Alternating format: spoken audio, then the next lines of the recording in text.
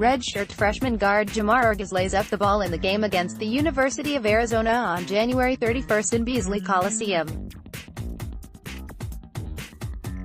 George Rodriguez, Daily Evergreen File. Redshirt freshman guard Jamar Ergas lays up the ball in the game against the University of Arizona on Jan. 31 in Beasley Coliseum. George Rodriguez, Daily Evergreen FILEGEORG Rodriguez, Daily Evergreen File. Redshirt freshman guard Jamar Ergas lays up the ball in the game against the University of Arizona on Jan. 31 in Beasley Coliseum. John Spellman, Evergreen reporter. January 10, 2019. Filed under Men's Sports. The WSU men's basketball team knows their first conference road trip of the season will be a tough one. The team travels on the road to take on the University of Colorado Boulder before going to Salt Lake City to take on the University of Utah. The Cougars hope their road trip is not as rocky as the mountains they fly over as they go through Colorado and Utah.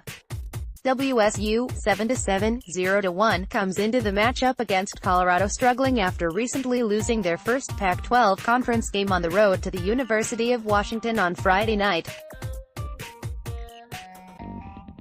Despite the loss, there were some positives that WSU head coach Ernie Kent took away from a disappointing result in Seattle.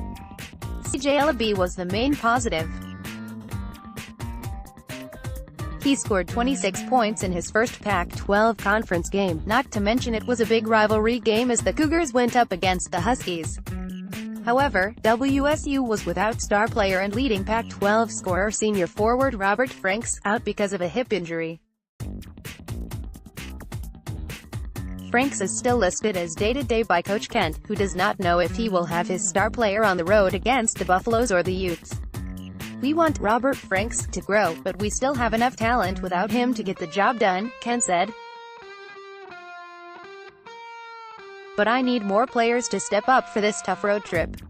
The Buffaloes, 9-5, 0-2, resemble the Cougars in the sense that they are also looking for their first win in conference play. Colorado has lost 3 of their last 4 matchups, with the last 2 on the road against Arizona and Arizona State. Coach Kent will have to have his team pick up their defensive play against a scuffling offense for Colorado that has scored less than 70 points in their last 5 games. "We know we have tough coaching and we need to keep our tough frame of mind and the right mentality. If we do that, then we are a really tough team to beat," Kent said. However, after Colorado, things do not get any easier for the Cougars as they then travel to take on the University of Utah.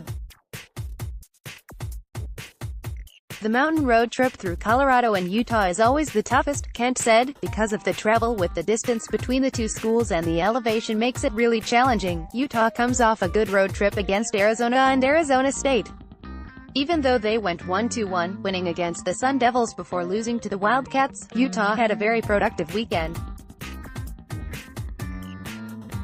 In their win over Arizona State, they erased a 17-point first-half lead to defeat a team that was ranked in the top 25 the week before.